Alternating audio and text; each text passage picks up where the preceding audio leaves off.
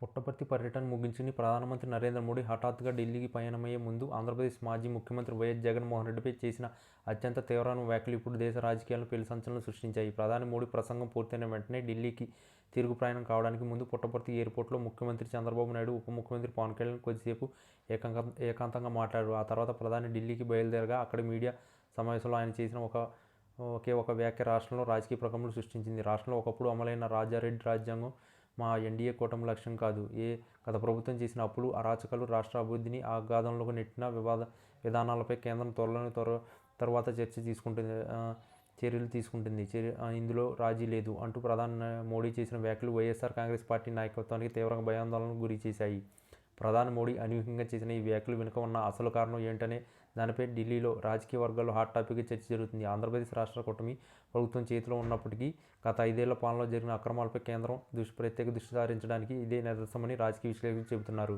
గత ప్రభుత్వం రాష్ట్ర ఆర్థిక వ్యవస్థను పూర్తిగా నాశనం చేసిందని, లెక్కకు మించిన ఆస్తులు చేశారని, పలు కీలక ప్రాజెక్టులు, సంక్షేమ పథకాల అమలులో అక్రమాలు జరిగాయని ప్రస్తుతం కూటమి ప్రభుత్వ కేంద్రానికి ఇప్పటికే సమగ్ర నివేదిక సమర్పించింది. ముఖ్యంగా రెడ్ బుక్ పేరుతో గతంలో జరిగిన ప్రతి చర్యకు సంబంధించిన వివరాలు కూడా ఈ నివేదికలో పొందుపరిచినట్లు విశ్వసనీయ వర్గాల సమాచారం. మోడీ వ్యాఖ్యలు ఈ నివేదిక ఆధారంగానే ఉన్నాయని, త్వరలోనే కేంద్ర దర్యాప్తు సంస్థలు రంగంలోకి దిగడం ఖాయమని రాజకీయ పండితులు అభిప్రాయపడుతున్నారు. జగన్మోహన్ రెడ్డి ఢిల్లీ పర్యటనకు వెళ్లడానికి సరిగ్గా ముందు మోడీ చేసిన ఈ బాంబ్ షేల్ వ్యాఖ్యలు మాజీ ముఖ్యమంత్రి పర్యటనను పూర్తిగా నీరుగార్చేశాయి. ఢిల్లీలో కేంద్ర నాయకత్వాన్ని కలిసేందుకు ప్రయత్నించిన జగన్ అపాయింట్మెంట్ రద్దయ్యాయని కూడా పుకార్లు వినిపిస్తున్నాయి.